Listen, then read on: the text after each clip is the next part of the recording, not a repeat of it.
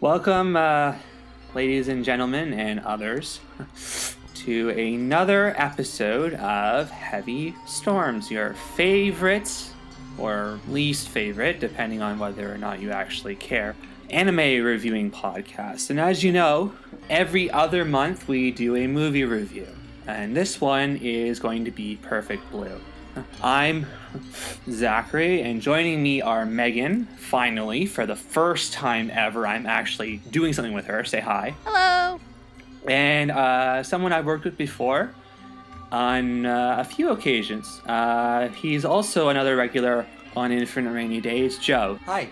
Today's movie review is an interesting one. A weirdly seasonally appropriate one, actually. Yeah, well, maybe if it were still Halloween, but it's close enough that it's fine. Wait, why would it be appropriate? Because it's scary. It's admittedly more of a thriller, but it's still kind of a weird psychological horror thing. Mm-hmm. Point of information, we're doing this on November 1st, so this is the day after Halloween. Yeah, a holiday which I haven't celebrated in 11 years. I had to work last night, so couldn't celebrate it. Yeah, I really don't miss the holiday at all. But anyway... I stayed at home and wrote a bunch of reviews. Yes. So, the movie that we're talking about is the 1997 directorial debut of the late Satoshi Kon. It's Perfect Blue. Actually, strictly speaking, this is his second directorial effort. His first one was the 5th episode of the 1993 JoJo's Bizarre Adventure OVA, aka the good one. Oh yeah, I've heard about that one, but the problem is it's extremely rare to get, so... Yes, it is horrendously out of print. But yeah, before this, he'd been working in animation for like 5 years previous, thanks to his connections with his friend and mentor, Katsuhiro Otomo, the Akira guy. Right. But it mostly been as like art director, screenplay, animator, a lot of significant supporting roles, but not directorial. So he's like the 90s version of Miyazaki. It's a... Kind of. Well, in terms of, like, Miyazaki also worked on animation for many years before directing. Oh, yeah. That's generally how people do it. There's not a lot of people who jump straight to directing. Yeah. Not like in the West, where people usually work on short films first before they make movies. Mm-hmm. So I'm going to put this out front right now. I'm firstly sorry for that. Thank you for the correction, Megan. But if this is his second directorial anything, it doesn't really feel like anything terribly special. And I will get into why later, and I'm probably going to get some flack. But from those of you who have read my review on Screw Attack in 2014 and have seen my article on Infinite Rainy Day on the movie, you will know my thoughts pretty much. But to reiterate, I kind of think it's bad. I don't like it at all. I'm honestly kind of stunned because I think it's brilliant. Oh, interesting. And I'm the one who's kind of in between on it. Yeah. For me, it's what Roger Ebert used to give 2.5 stars to films that have like obvious talent behind it, but the movies themselves aren't perfect. But he tries to cheer on the director, and it's like, it's kind of a genre movie that's not the best, but keep going, you're good. Yeah. Before we get into the actual meat and potatoes of this review, I guess we should start off firstly by giving our... I would go on to say like bad anime memories, but I don't really have a lot because I don't actively seek out bad anime. But I'll let Joe and Megan go first. I would say I already actually covered this with Jonathan and who else on a Rainy Day reading podcast not too long ago, and it's kind of weird for me because I don't actively seek out a lot of bad anime, partially because I got into this so late, and yeah, usually outside of the podcast, I don't really seek it out. Mm-hmm. The worst thing I've actually sat down and finished. God, aside from maybe some boring old OVAs, probably the worst thing I've had to sit down and finish in recent memory was Vivid Dread Operation. But I've already talked about that in depth. As have I. Cue the ass montage. Yeah, that's an in joke that only people who have been following the podcast since episode 2 would be able to pick up on. Yeah. I thought it was cute. It made me laugh. It made me laugh too. I'm sorry Steph had to endure that, but yeah, it made me laugh. Yeah, Steph had to endure that only to not be on the review, and then we had to swap in Megan, who had to endure it as well. Mm-hmm. The less people who had to go through Vivid Dread Operation, the better. Indeed. All right, and Joe? Okay. What about you, Joe? I have watched a lot of bad things in my life. Let me tell you. Let's see here. I'm tempted to go with Maburabo. This is a series from the early 2000s when everybody had all the money to do whatever anime they wanted, and this one was a harem anime, and the concept is this is a wizard school. Oh, how original. Oh yeah, this is right around when Harry Potter was huge, so double derivative. And we're not even getting into the best part. The concept of the whole thing is that there's the main character is kind of this loser kid in high school, in the wizard high school. Right. And everybody can use a certain amount of magic in life, and it's until you die. Once you run out of magic, you die. And people usually have hundreds or thousands of spells they can use. This guy can only use 6. But the trick is, he is from a lineage of great wizards. Of course. Whoever his offspring is going to be the most incredible wizard ever made. So, the entire premise of the harem is that all these women are trying to get him to have sex with them so they can have his kid. It sounds like In Time, except even stupider. It is awful. It doesn't even follow its own premise after a while.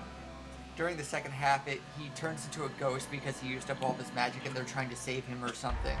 And it just goes completely off the rails or whatever. But it is just terrible in all the ways. It's not well written. It's not even very sexy with its concept. The animation is bland.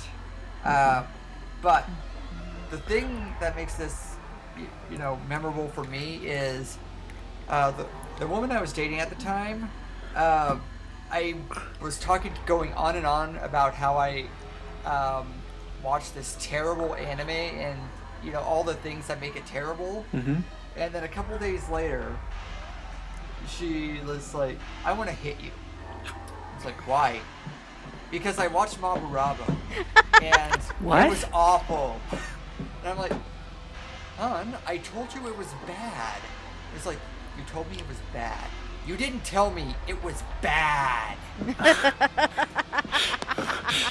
You were being very polite. You were being very Canadian.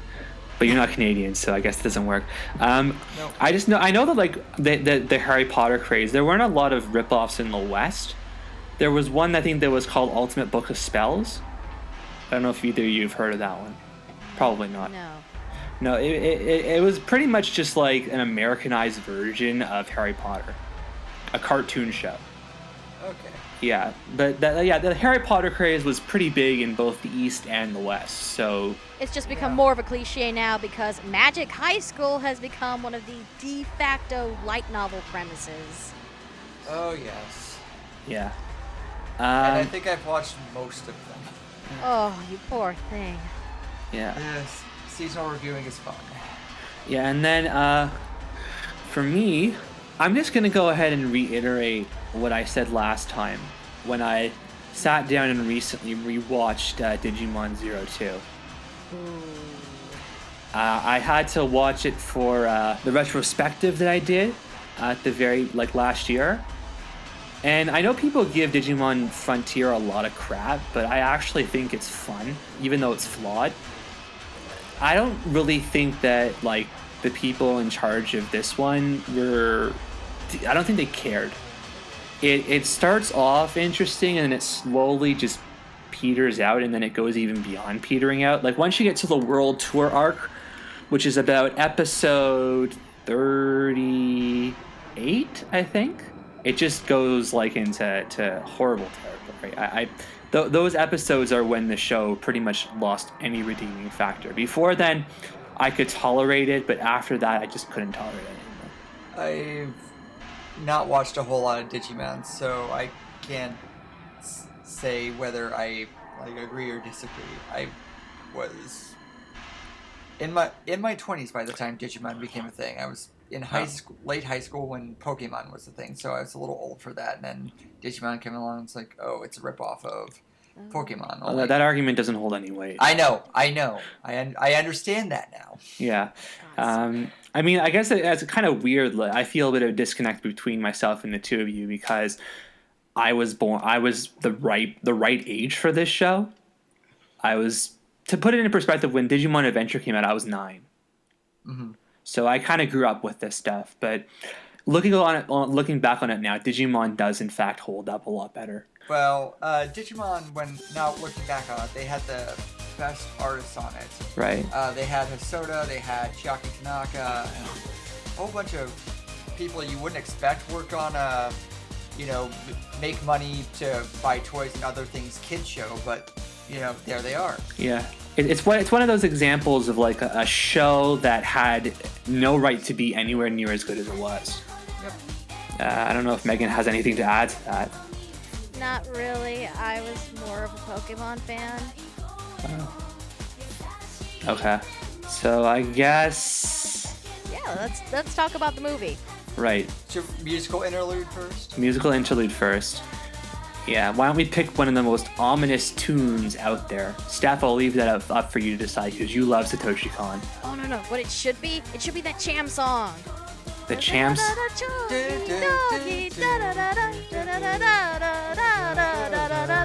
Well, that'd be great.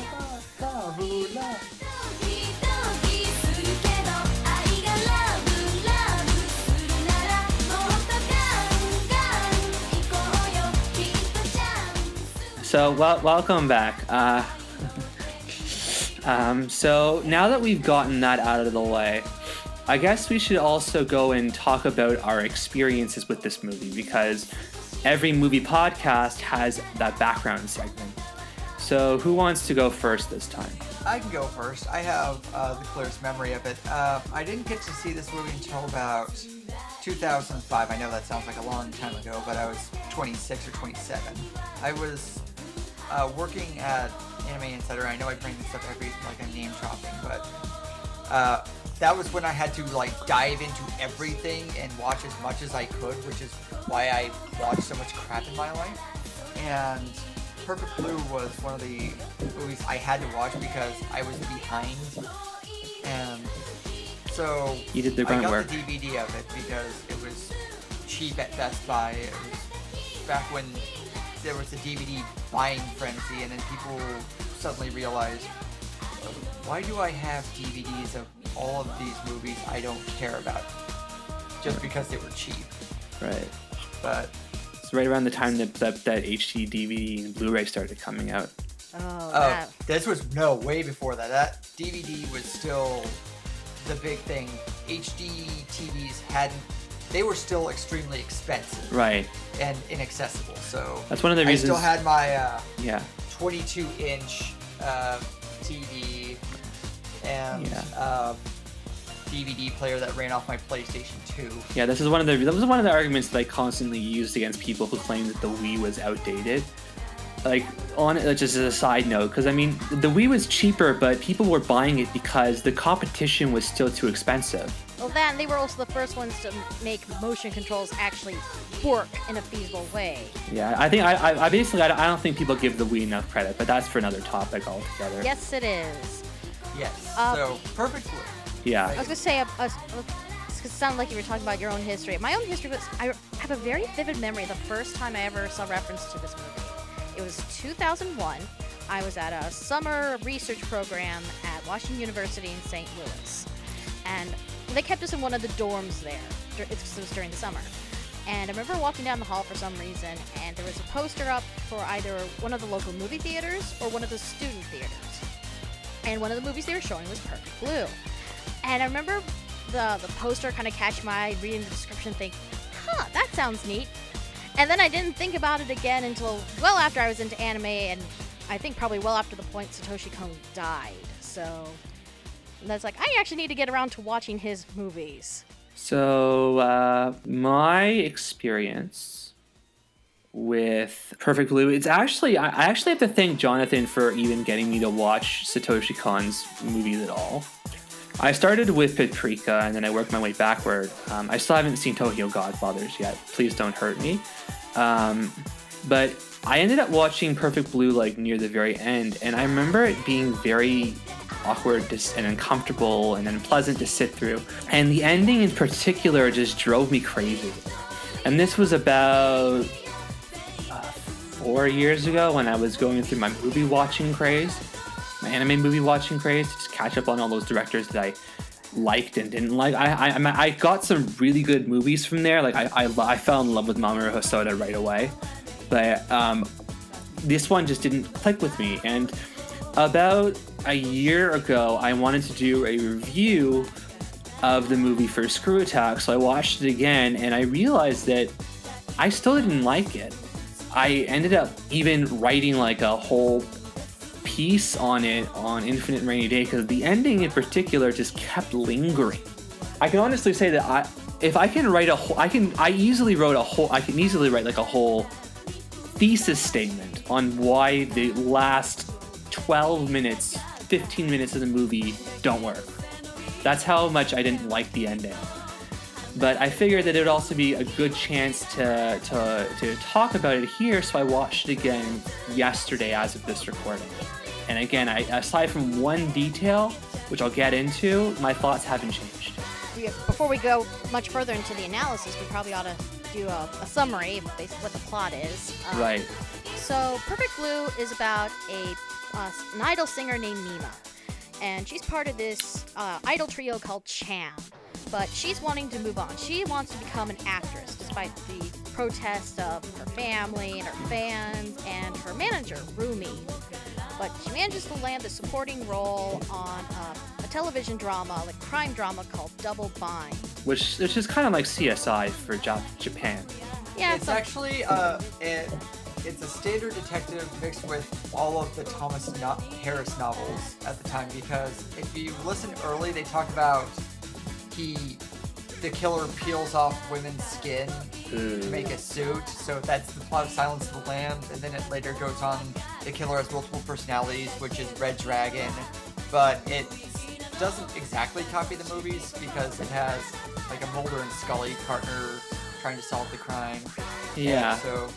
So it's kind of like Thomas Hardy meets X-Files meets CSI.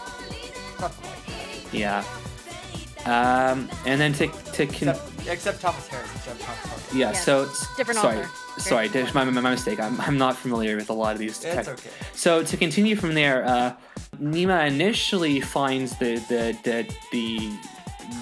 prospects of dramatic acting exciting, but she starts receiving these weird threats and hate letters from this person warning her to go back to her old life. She's getting a stalker online. By the way, this movie was made right when the internet was starting to really like become a thing. So and eventually people around her start dying, and she gets this itching feeling that they're all connected in some way to her. And what's worse is that she's seeing these images of her pop idol self taunting her and telling her that she is a bastardization of who she really is.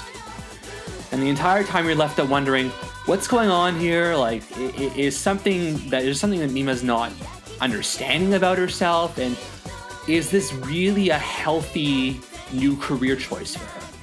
Yeah, she's basically having a mental breakdown, and reality and the drama kind of start blending together in very uncomfortable ways. Yeah, I mean, I guess for American audiences who aren't familiar, if you've seen Black Swan, picture Black Swan, but instead of ballet, it's dramatic acting. It's very similar.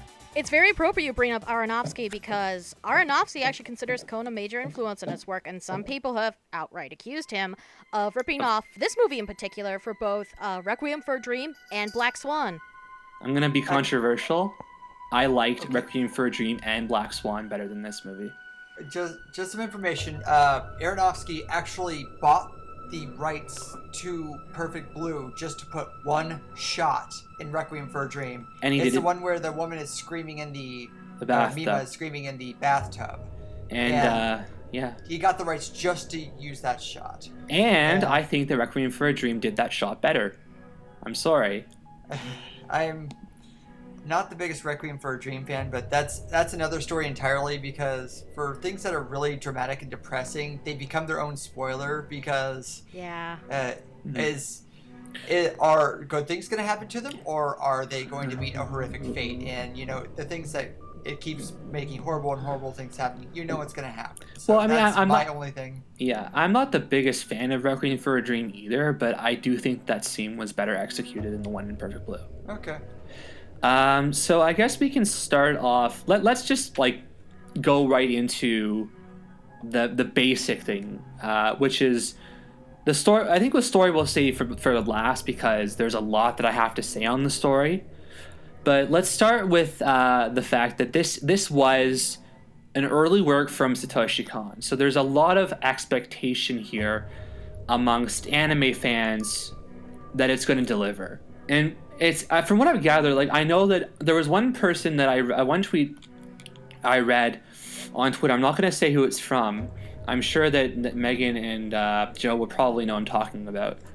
That said that if Perfect Blue were released today, it probably would have been better received because it has a 67% on Rotten Tomatoes. Oh, well, part of that is that it came out in the late 90s, and most, major film critics, even the ones who stick with the festival circuit, still saw anime as Pokemon and hentai, blah, blah, blah. Yeah, but I Violent Japanimations.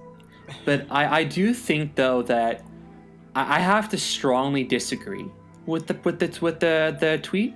I think that if Perfect Blue were to come in today, the reception wouldn't change very much. It'd just be more people calling it a hit or miss. Because there's a lot about the movie that's interesting, but there's a lot about the movie that doesn't work, at least in my opinion. Well, there are people on all sides. I remember a tweet. Guillermo del Toro started a bunch of tweets about how much he loves Satoshi Kon last week, and yes. Perfect Blue was one of his highest praise, but he gives a lot of high praise to a lot of things, which is fine. He loves film. He loves, talking about it. He loves, that's who he is. He's a warm, cuddly guy, no matter what his movies he makes, you may think says about him. Yeah. Yeah, I saw that. The first initial thought that came to my mind each time I watched this movie, it both does and doesn't look like a movie. It looks like a movie in that Satoshi Kon clearly had the basics of directorial competence going down. There are a lot of pan shots, there are a lot of swerve shots, there are close-ups, there are zoom outs. There are some clever directorial angles in the film that really make it look like a movie, but then at the same time, the budget is of a high-end TV show. The characters don't move very well. There isn't a lot of fluidity to the shots. And then there are some scenes that just don't make sense. Did either you notice that there are 4 bed fake-outs in the entire film? Well, yes. Yeah. I mean, that's part of the whole time getting all loosey-goosey on Mima. Yeah, I understand that, but I don't think that... I think those bed freakouts were just really obnoxious. I didn't like them at all. Bed freakouts can be good when they're used sparingly, but considering how often they come in, it feels like a cop-out at some point. It's almost as if Colin was saying, well, I can't think of anything better to do, so bed freakout. No, I think it's perfectly fine. It's you can't tell if days are passing or it's kind of skipping back and forth on, I guess, the timeline of the story. And based on what we find out later at the very end, it's something that gains a bit more of a mystery if you're watching it as a rewatch. It's hard to explain without getting to the ending when we're not to that point yet. Right. But I think it works. It was initially supposed to be a live-action film, but the producers backed out on it, so they went to animation. And what Kon did for the movie is he took out all the transitions to it, so you're not sure where you are, who you are. again for the ending. So the bedroom freakouts makes sense to me. I'm not a particular fan of it either, but it could be two different characters doing the freakout. So it could make sense that person's doing this and the other person's waking up or something. Yeah. There's also one really weird moment. I actually called it in my review. Let's see if I can find it. I called it the Tommy Wiseau moment in Perfect Blue. You know who in the room when Tommy Wiseau has that tantrum, he just flings everything. Yes, I know what moment you're talking about. And that's basically her. It's Mima venting just all her frustrations. Cause it comes after a point where she's basically being asked to do this rape scene as part of the drama. Right, and she just goes along with it initially, like, oh, I just want to help out my career, but then after filming it, she's like, no, I didn't want to do this, but I had to, and she's venting her frustration in the safest way she can, which is within her own home, and she's just lashing out at everyone and everything within reach. I just didn't think that there was enough. I mean, like, if this were live action and that same scene were played out, I probably would have yelled. If I were the director, I would have yelled cut, and I would have said to the actress, okay, can we put a little bit more enthusiasm into that? You kind of didn't sell me on it. Because it didn't sell me on it. It seemed kind of underacted. Maybe I'm alone on that, but it did seem kind of underacted, that one scene. Did you watch the sub or the dub? I watched both. Okay. I've watched both, but my most recent watch for this was the sub. I've seen the sub twice and the dub once, and my reaction has not changed. I admittedly don't remember much about the performance of the dub, but the sub, it's perfectly fine. I don't remember having any problem with it. If I remember, it's somewhat in the first half of the movie, so things aren't really going downhill as of yet, so she isn't really a complete mess as of yet, so it kind of makes sense that's kind of a minor because she's trying to, still get a hold of herself because, she's still a public figure, she's still an actress, she still has to keep stuff together. Right. And going back to the budget, neither of you really commented on this part. What did you think of like the problem I mentioned with the directing and the animation quality? I didn't think it was all that noticeable. I mean, it certainly makes sense considering Kon was still relatively new as a director. They're not gonna, give him the moon as far as a budget goes, especially considering, as Joe mentioned, this was kind of a last minute save, trying to save a drama. So he's not gonna get a spectacular budget until he's proven himself as a director. It has a lot of good shots. It does. There was one where she was running into a hallway to like a skyway, and you can see the reflection of her off the window, and then she walks into the skyway, and then it's replaced with the sun, and there are good shots like that. The cinematography is great. Yeah, when the film is focused. When it's not, it's off the walls and crazy and doesn't make any sense at all. And this is Studio Madhouse, so even with a modest budget, it's still good looking animation. I don't think it looks all like that. I think it looks ugly. I'm sorry. I get that it's a budget film, but like the Digimon movies, the first Digimon movies, had less of a budget than this, and they looked a lot better than Perfect Blue. I'm sorry to say that, but I really think that just because you have a cheap budget doesn't mean that you have an excuse to look ugly. I am going to disagree. Me too. I think it's perfectly realistic for the setting. If anything's bad about it, it's the actual film transfer. And manga entertainment was never exactly known for good transfers, but this is actually a problem everywhere the film got released. The original film transfer was not good. Here's the question I have for both of you. I'll pose it to you. There is a scene at the very beginning when Cham is having their concert. Mm-hmm. And the crowd is busy taking pictures and clapping. Don't you think that it would have made sense for there to be a little more movement than just stationary people standing there for minutes at a time? There's one part where they're getting into a fight with those hecklers, and you can't even see the faces of the people in the distance. They look like blobs. And there's barely any movement at all. It looks ugly. I'm not sure, would you consider that good animation or just whatever? They're not the focus of the scene. Yeah, they aren't the focus of the scene. I did not notice that.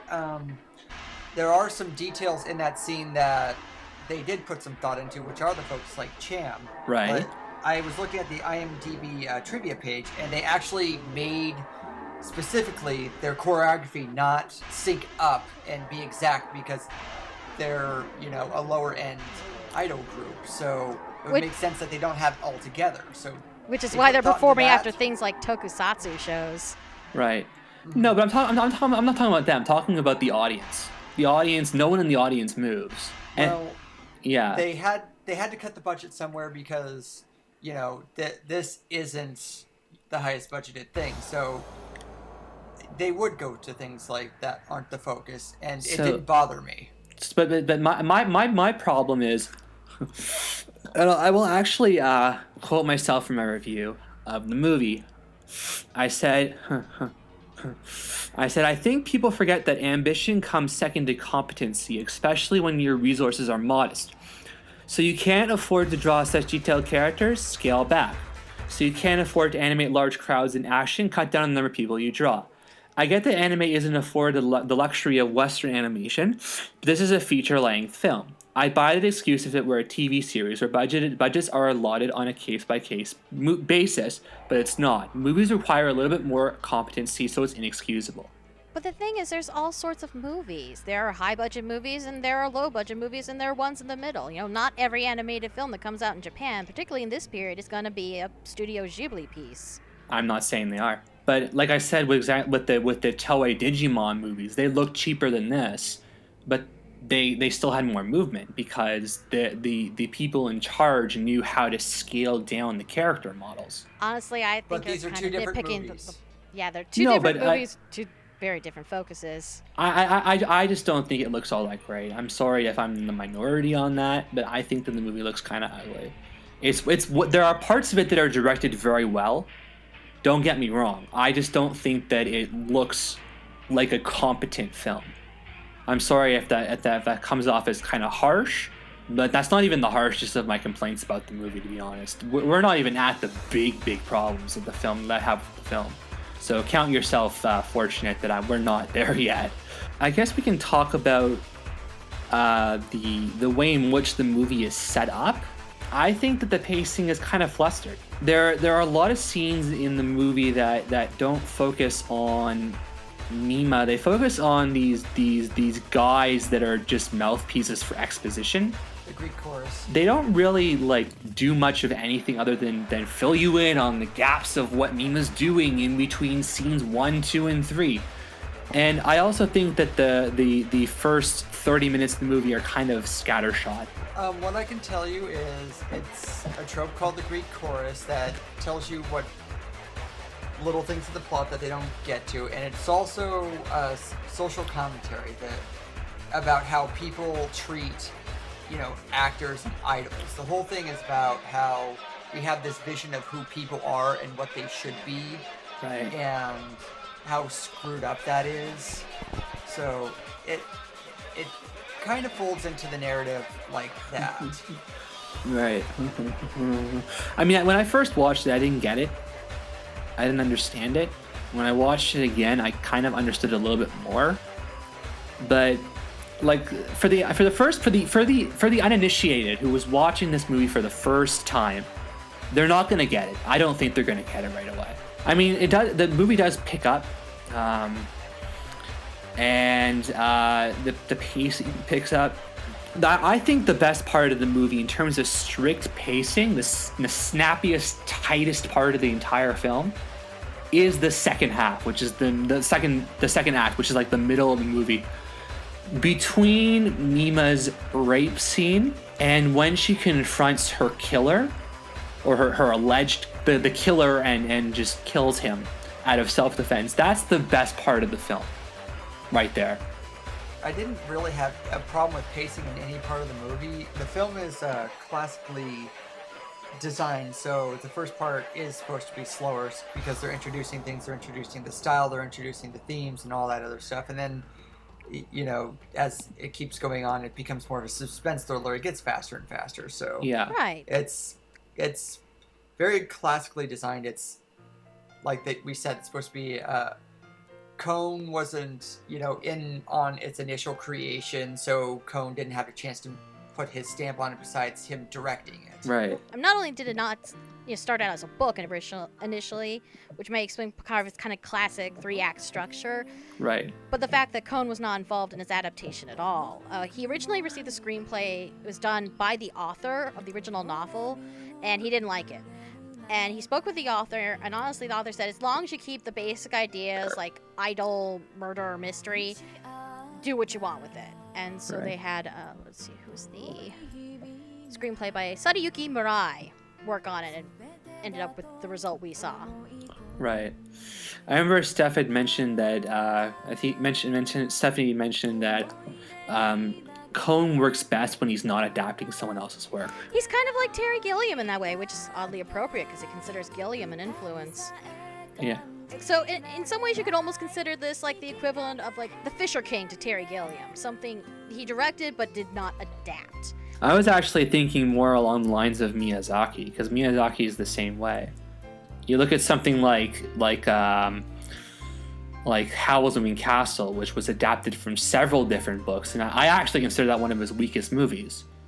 But I just think that, I guess it's just that's the point that was being brought up here, is that some directors work better when they're working from scratch than when they're taking something else and reworking it for themselves. Oh, sure. Yeah. I guess I can go on to some positives. There are some things that I find interesting that unfortunately date the movie a little bit, but it's just interesting to see the time frame. The whole part about Mima being... There's a fax machine in the movie.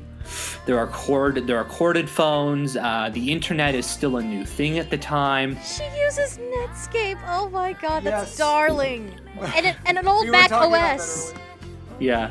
Yeah, this is a lot bigger nostalgia for Megan and I, because I remember having my Macintosh LC2 on OS 7, and it works exactly like her Macintosh Performa that she has, and they get all the details. They even have the box correct. Yes. I was using Netscape at the time. I mean, this was released around the point I was in 7th grade, and we were just learning how to use the internet. And yes, we used Netscape. It's just like, oh my god. Flashback. I didn't get my first computer until 1998. And it came built... It was a Windows computer. It was Windows 98, I think? Or 95. Maybe it was the last year of 95. But I remember, it was just this brand new thing. I used the computer before at my cousin's house to play games all the time, but this was a brand new thing. I remember my mom used to always play solitaire on the computer. And my younger brother my older brother once wanted her help with something and she wouldn't respond, so he shouted out that she's obsessed with Free Cell. And my younger brother just suddenly blurts out in the middle of nowhere she's in sex with it.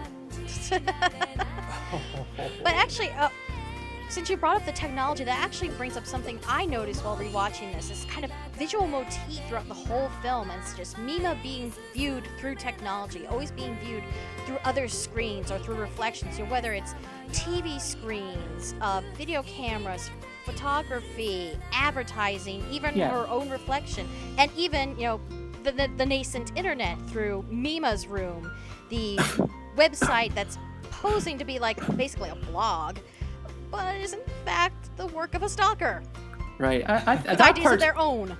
That stuff's clever. I'm gonna say this right now. For despite what I will eventually say about it at the end, there are clever parts of the movie. A lot of them. Let's move on. I guess we can move on to the next big thing. When I remember watching a review of this movie before I watched it, that talked about how the movie has a bad case of Scooby-Doo syndrome. You're gonna have to explain that one. Well, it's all determined on, how in Scooby-Doo, whenever they have the monster and they unmask the guy, it's always the guy that you it's going to be, even though the show tries to make it very hard that it isn't. Oh, we're talking about the ending now. Not the ending.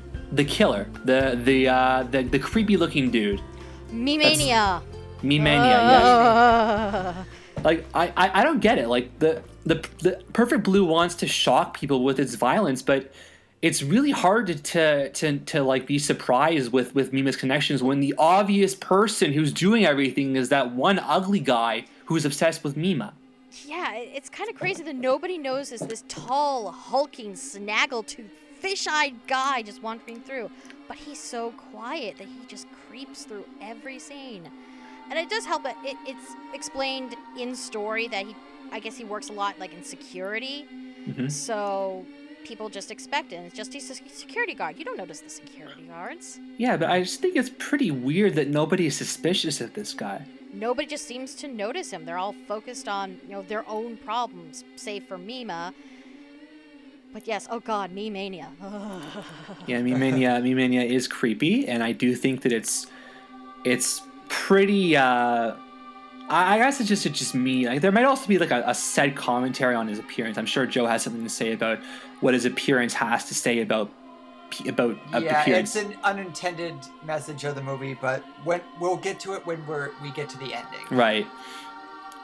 And I just think that it's kind of odd that no one raises or bats an eyelash that this freaky guy who's obsessed with Mima is causing all these crimes. He doesn't display it in public, like when he's around Mima. He doesn't. Yeah, I mean, there are other times when he, like later on in the movie, she gets involved in a steamy photo shoot. Yeah. And he sees the issue of the magazine at a newsstand, and he just like rips up the magazine from people who bought it, and then looks at the magazine store owner and just buys up all the copies. And his apartment is full of the magazine, so other people don't see it. Yes, his crazy tends to be I don't want to say self-contained, but he contains it in public. He's mostly just very quiet. And not even the other Idol fans really notice him all that much. I didn't get that. I thought it was obvious from the very get-go where he's holding up his hand.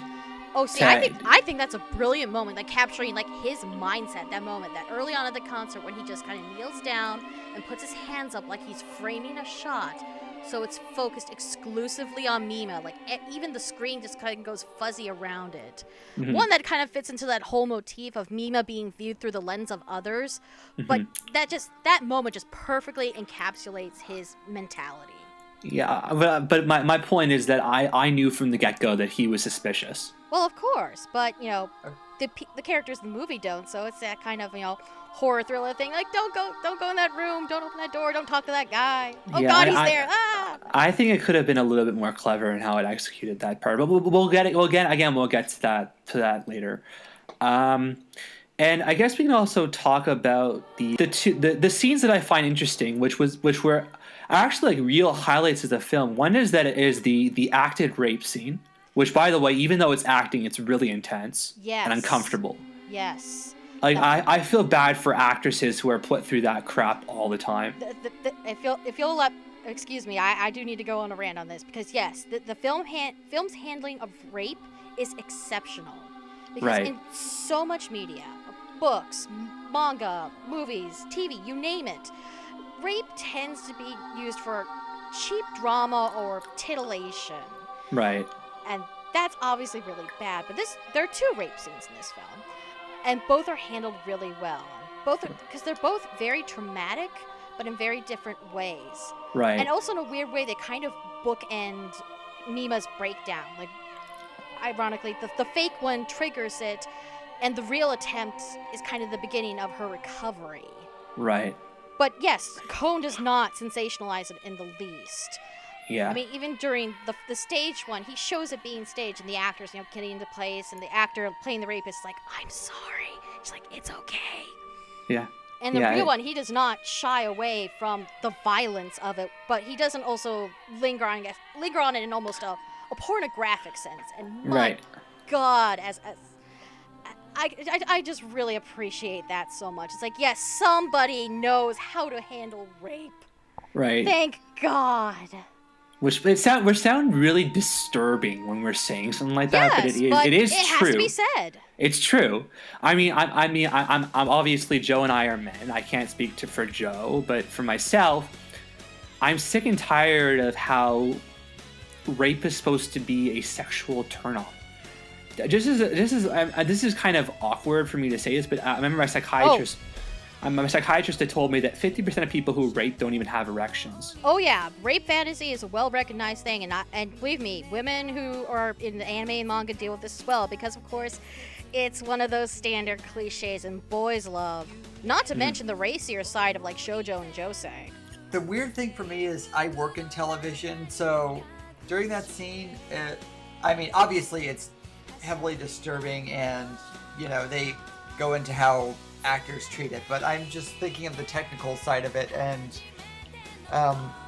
these people have probably worked in television more than I have in actual drama. I've worked in the news, but I keep thinking, wow, they are letting that tape go on forever. That's probably something television does, like soap operas probably do that because they don't have a lot of time and money to do that. Right. So I'm imagining this is Japan HBO or something where they're not quite at The Sopranos and all their critically acclaimed shows where they have the budget to do things, and so that's probably why there are long takes, because they have to get this all done now. That's what I was thinking of. I know it sounds weird, but no, I guess to use like a Western comparison. I remember a while ago, not too long ago, I recently watched RoboCop. Yeah. Remember that scene where Murphy is getting his body blown apart? Oh yeah. This is to rape what that is to murder. That's how shocking and horrifying it is to watch. Yeah, just it shows just how terrible it is to blow someone apart or just like defile a person like that. Yes. Then there was also that one scene which I actually find kind of interesting. It's not disturbing, it's just fascinating. The photo shoot when Mima's being stripped down. Yes, and she's very clearly uncomfortable with the fact that it's going to be a full nude shot. Right. But again, she has to go through with it because she wants to be an actress. Yeah. I instantly thought of like Vogue and Playboy, where and all those pornographic shoots where I guess I probably desensitized about it a little bit because of all the stuff on the internet, but you see a lot of shots where they show actresses and models stripping down to their complete nudes, and it's commonplace. And I think the one part that really I found fascinating was that it focused a lot on the photographer's face, and you close up and you see like sweats coming down his forehead. He's like just pursed your lips. I was thinking to myself, I wonder what's going on in the southern regions. Yeah, you have to wonder, is it just he's that focused on his art, or is he a Terry Richardson style creep? Mm-hmm. And the film leaves it ambiguous. It does. And then I guess we can also talk about the soundtrack. Yes. The score is very minimal and very sparse, but it's very well executed. Yeah, I didn't find it particularly memorable outside of the movie. There was one tune I did mention that I used in my review, which I think is absolutely chilling. It's that haunting tune with the choir that sounds like they're depressed. Mm-hmm. It's that one where things are going really, reality is starting to like fold in on itself, and yeah, it's not used often, but it is used well. Right. And it also uses diegetic music, kind of music within the world of Perfect Blue really well. Because, of course, there's plenty of the idol music. There's plenty of music from Cham, the idol group Nemo quit. And there's one moment in particular with the screenwriter for the drama who's getting stalked in this parking garage, and he starts hearing this ethereal voice just coming from the walls. And it just builds and builds, and it's creepier, and then he opens the elevator, and it's this little CD boombox that's just blasting this Cham song so loud that it's becoming almost distorted. Yeah, and then he goes in, and the elevator closes, and it opens up, and you see the boombox is gone, but the song is still there, and the guy's eyes are poked out. Amongst other things, and yes, oh god, that moment is chilling. You know what was also chilling? The one where the guy gets stabbed by the pizza man. The photographer, yes. And then you see it kind of, there's like a transitional moment there where you see Mima with the, what is it that she's holding? It's like an ice pick screwdriver. or something. What is it? It looks like, I think it's a screwdriver. I thought it was an ice pick, but it's something like that. It's something small and sharp. Yeah, and then and then the music. It's interesting. The music in that scene, how it's edited, how it's used. It's very, very good. When the photographer's eye gets gouged out, it was out. The sound just cuts out for like 5 seconds. There's a lot of that movie where people are getting injured and just like a pause in terms of just their action and their sound. That is how you use sound to create suspense. It's addition by subtraction. Yeah, it's incredibly effectively done. Yeah. And it's kind of disappointing as well because that leads into the finale again. I constantly bring up the finale a lot, but it really is important to set everything up just so that we understand what the movie is supposed to be versus what it ends up being in the last 12 minutes. And of course, this kind of goes without saying if you've been listening for this point, but yeah, rampant spoilers ahead, so... Yeah. Yes. Rampant spoilers ahead. I'm not going to hold back.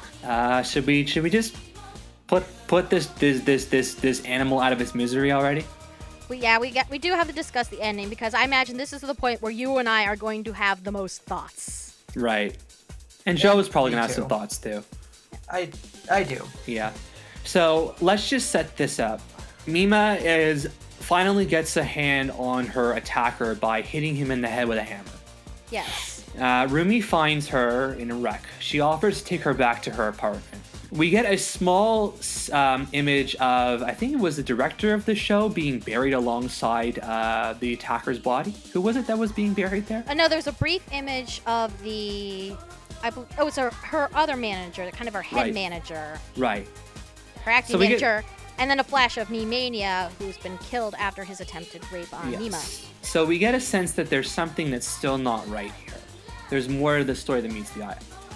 Then we notice that Mima looks at a fish tank, which is very similar to her own when the fish were dead, but they're a different kind of fish.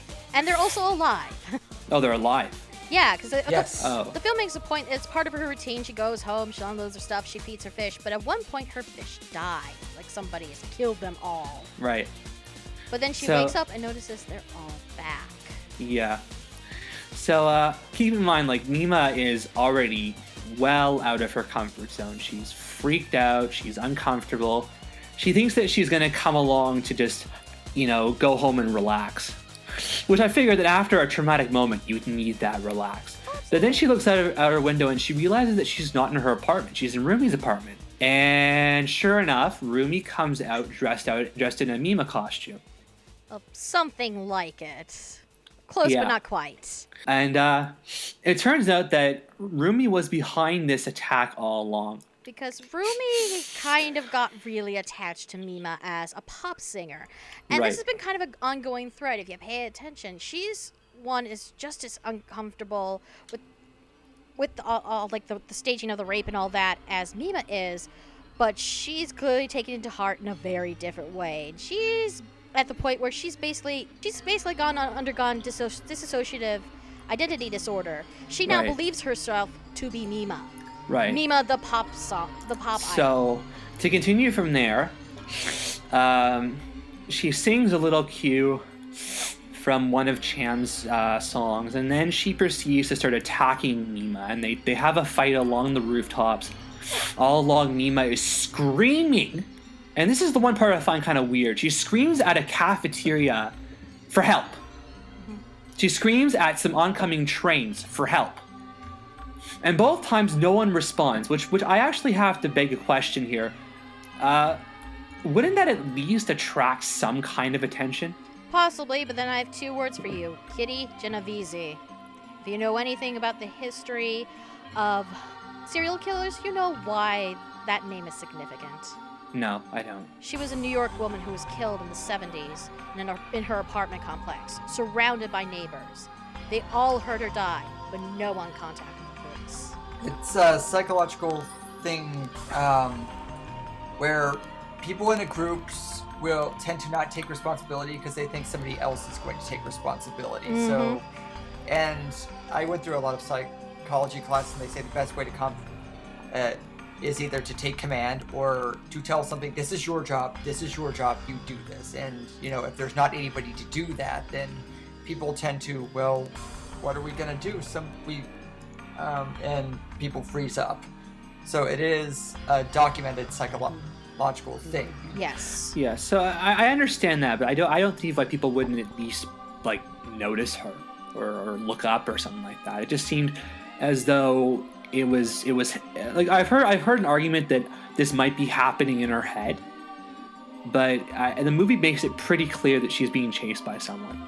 Yes, but it's also kind of she and Rumi are undergoing kind of a mutual fight? delusion, because as they're chasing each other around, Mima sees Rumi as herself, as the pop idol, and that's how Rumi sees herself as well. And there's a really beautiful shot where you see the Mima pop idol dancing in the streets, and then in the mirror, it's Rumi. She's out of breath. Mm-hmm. She's sweating like crazy. She's holding a dagger or something in her hands. And she's holding the same an umbrella with a sharp end. Sorry, it was the umbrella. I forgot that she picked up the umbrella. But this was a brilliant contrast right there. Between the delusion and the reality, which again fits that whole, how viewing yourself through the lens of others and all that. So then, finally, after about a few minutes of this back and forth game of cat and mouse, Mima takes off Rumi's wig. Yeah, knocks off her head. Yeah, Rumi freaks out, and she's for some weird reason just gets impaled on some broken glass. She broke a window, and she's like trying to choke Mima with the umbrella. Yeah. And Rumi's like, I'm Mima. And it's like, no, I know who I am. And she knocks Rumi's wig off, and Rumi in her delusion's like, no. And she, impales herself on the window glass. Yeah. So then, this is the part where this twist completely loses me. Rumi gets up. I don't even know how the hell she has the energy to get up, because most people would have just coughed up blood and died at this point. Pure adrenaline. Plus, you can survive surprisingly long on a gut wound.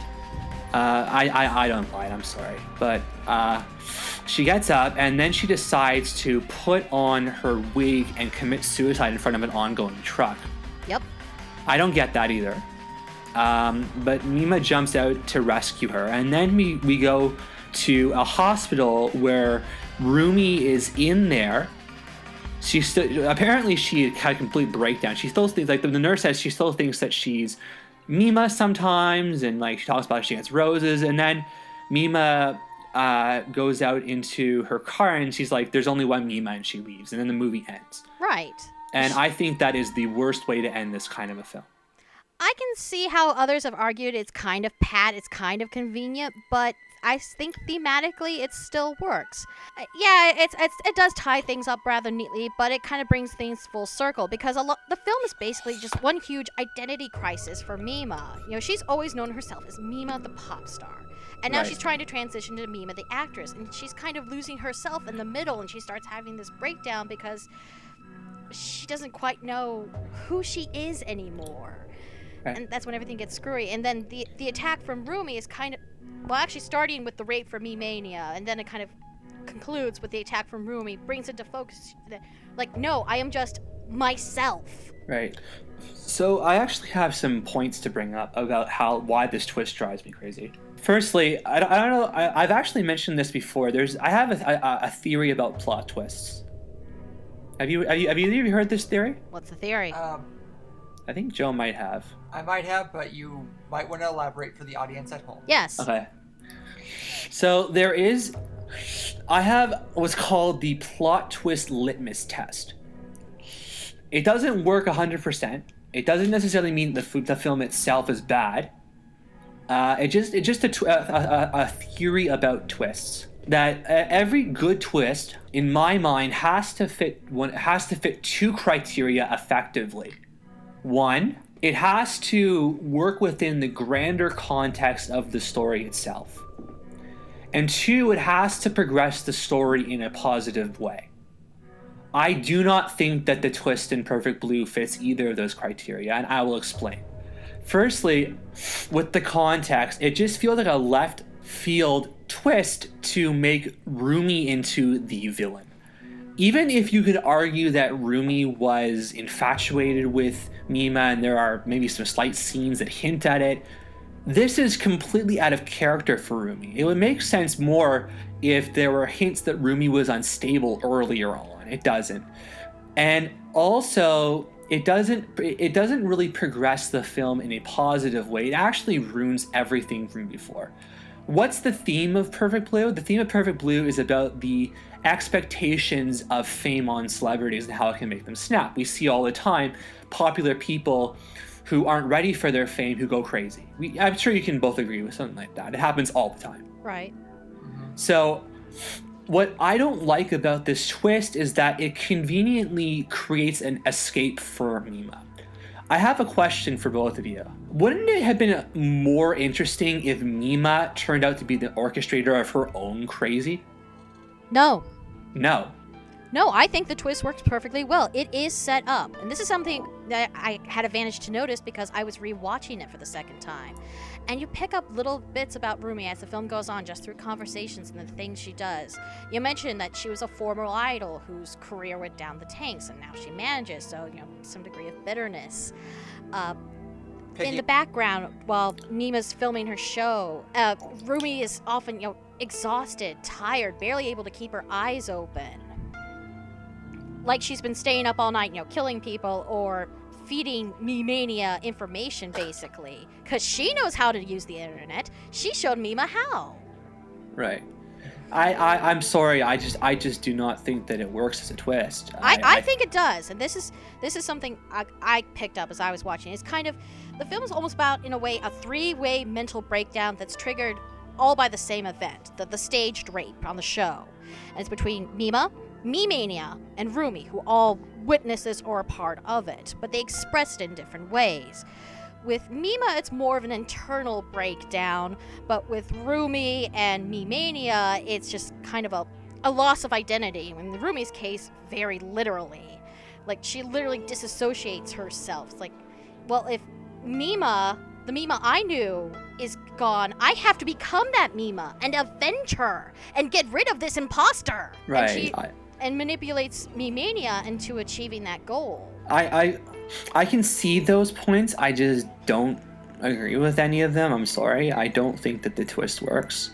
I think it would have been a lot more interesting if Mima ended up committing suicide at the very end, right after she killed her attacker, or even having this whole chase being a fight of herself, akin to like episode 3 of Paranoid Agent. See, then it would almost be too needlessly tragic and be punishing her for something that's really not her fault. It would be punishing her for having a breakdown, and I would see that as needlessly cruel to her.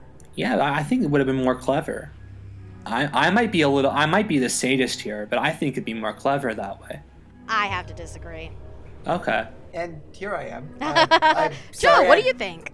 Yeah, I've been quiet because I let everybody have a full head of steam because there's, a lot to say and people need to say the whole thing. Right. My thoughts on the ending are rather mixed. It kind of ends... I think the twist itself works, especially, rewatching and picking up what Rumi does. The ending is kind of... doesn't work for me because it ends in a chase that... I know there's the metaphorical sense, but on the realistic sense, it doesn't work. If you notice, Mima jumps from one building to another, and, it's really hard for her, and, the only way she survives is she bounces off some other things. And then you see Rumi as Mima's former pop idol identity, and she just floats down, and it's just like... Rumi is not in the shape to do that. I know there's the shots that shows how she really is, and she's out of breath, and she's like all out of sorts. But we're seeing it from Mima's perspective, and she's been haunted by the specter of her pop idol self that just bounces and flits around like a fairy. So right, yeah, but Rumi doesn't just jump 2 stories down, and metaphor or not, she would probably have broken something, but that's just a little thing that bothers me. And then there's the wrap up. It's where Rumi lives, so they can have the little wrap up where honestly Mima is a little too well adjusted considering what has happened to her. Right. That I can get. Because she, it fits it works well for a screenplay because it's wrapped up all the themes of the movie together. She's discovered her identity, but still there was an attempted rape on her. One of her most trusted friends turned out to, idolize this image of her so much that she changed herself to what she used to be. There is all sorts of mental issues that would be floating around, PTSD, and you don't just shake that off and it's just like, oh, I know who I am now, and I'm gonna smile into the rearview mirror, and the skies are blue now, and it's a little too, a little too pat. Yeah, it's certainly a standard movie. I imagine if Kon had full control of it, it would have gone a little differently. But the directors aren't the screenwriters, although many of them like to think they are and try to rewrite things for better or worse. To quote somebody I worked with when I was working at my local theater, it sure was a movie. The ending made me. The first time I watched the ending actually infuriated me. For the reasons you just mentioned, it just seemed too neat and tidy. Coupled with the fact that I don't like the twist, the last 12 minutes I think could have been a lot better handled. It could possibly be a case of not having complete control, or I don't even know. Were there script writing issues? I mean, I don't remember there being. Like Megan was saying, it was originally. It was basically redone from the author's own original screenplay. So, I mean, there's that. Right. So it might have been too many cooks in the kitchen. See, part of me wonders if your Zach, your perspective on this might be altered by the fact that you basically watched his filmography in reverse. You started with Paprika and kind of worked your way back. So you started from when Kon was already in full possession of his craft and his own visual style and all that, and working back to when he was basically still developing that. And his earlier films are going to come off as lesser when compared to that. See, I think that's a little bit condescending, because a good film should be able to work on its own merits. I don't think that it has to do with chronological order at all. Because, I mean, I can respect old movies based on what they are able to do. I just don't think that it's a well-made movie at all. Oh, no, not necessarily like that fact that it's old, but that it's kind of early in Kon's career when he had not fully developed as an artist. Right, I respect that. I understand, which is why I feel a little bit guilty coming down so hard on him. I'm not the hugest Kon fan. I think he's a little overpraised. But I do appreciate his work, and this one really frustrates me for that very reason. There is a real sense of a talent who hasn't honed his craft yet, who isn't being given the best of circumstances to show his craft, and that's why I'm coming down so hard on it, because it does feel like there is something there that is not being actualized to its fullest potential. I can get that. Mm-hmm. I get that. I kind of am on the same way, but I'm a little lighter on it because I'm, coming from the opposite direction, where it's, it's an early work, and, as any of us who have been writers, we look back at our early works and we just gag. I know. Because it's so terrible. And, it's what we do, and, it's an early work. He didn't have complete control. It was just a project that had, dropped into. And he is establishing his style. He's establishing, all of his talents, and it's a question of what do you want to do with it. It's like what I said earlier. Roger Ebert, what he usually does in these movies is he usually gives it a 2.5 stars, and it's just like, it doesn't quite work, but keep going because there is something here. Right. And we later find there is something here in his other works. Right. So, maybe if it doesn't quite work as a movie, that's okay because there's he's working up to something else. Right. And I do credit this movie for one thing, though. If it weren't for Perfect Blue, Satoshi Kon would not have been given a budget to make a movie he wanted to make. Right. So in that sense, it is a good learning step. It's kind of like, I guess to sum it up, it's kind of like your training wheels project. you know how directors usually get their training wheel project to see if they can handle, Right. and then they get like a full budget next time to see if they can do it on their own. This was his, and he succeeded. We just disagree on the degree of success. Right.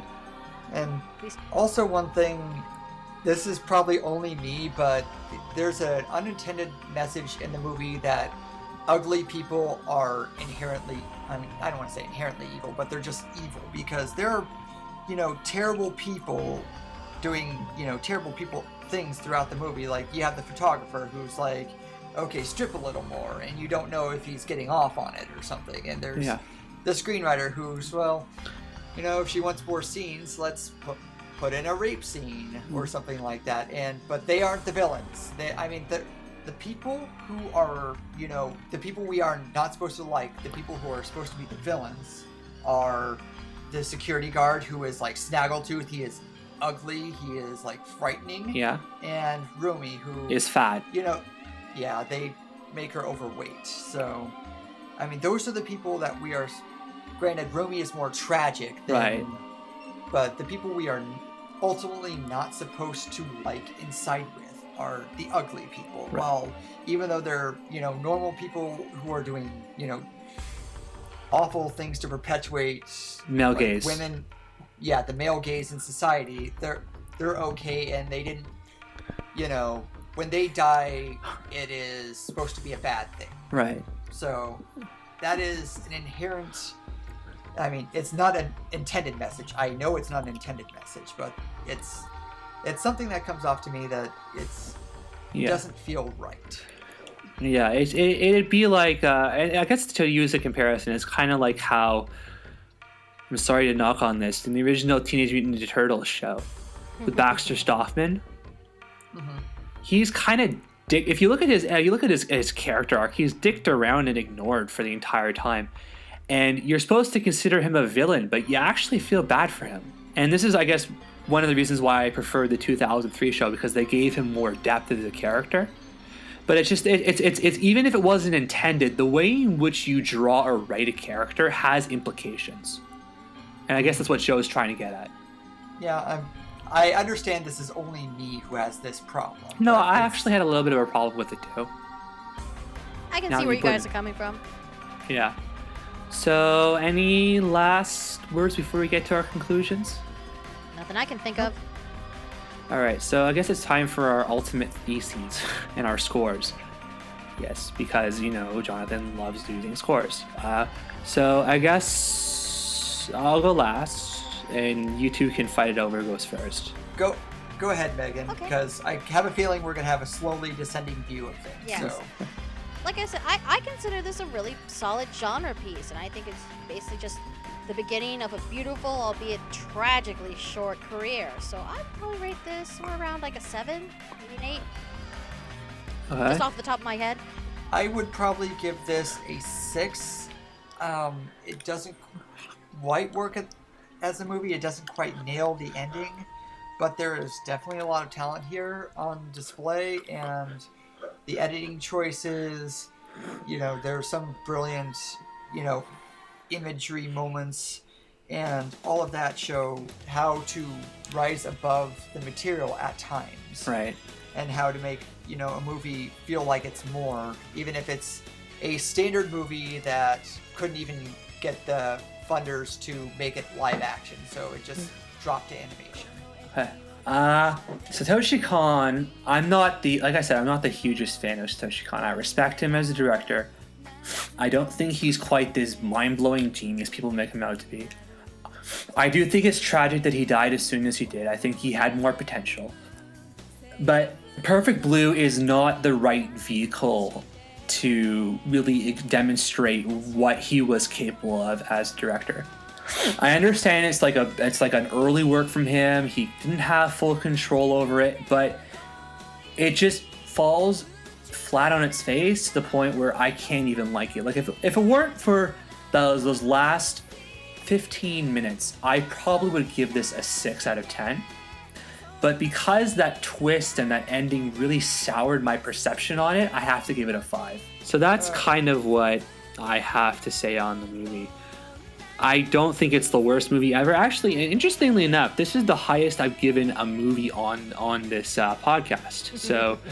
So you can think about that one for a minute. But I do think that if you really want like a true sense of why Kon was loved, watch Millennium Actress. I have a different view of Kon. Like, my favorite work is Paprika, even though I know it's one of his more narratively weak ones because it's obvious who the villain is, but it is such a playground for his talents that I just absolutely adore it visually and all that. But I understand why the others are great because they hold together better as movies. Also, just as a side note, I think that Black Swan is a better movie than this. That I can agree with.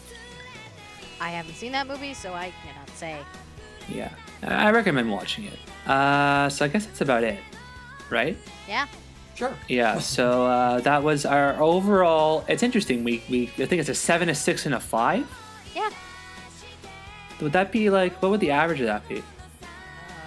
5? No. Or no, 6. Okay, Excuse so it's me, about my math. It's about a 6. Okay, so It's that a theme of these that I suck at math. I suck at math too. Don't worry. It's about a 6, I guess, and look. I mean, I'm in a minority on this. I've already expressed my disdain in the movie before. Don't let me stop you from watching it and then assessing it yourself. Absolutely.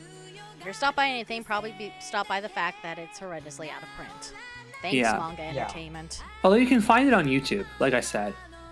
Although, and the print you get on DVD is Crap. It doesn't match up to it's crap. It doesn't match up to your TV. It's all sorts of problematic. Right. Okay, so I guess that's about it. All right. Say goodnight, everybody. Good night, Good night. everybody. Good night.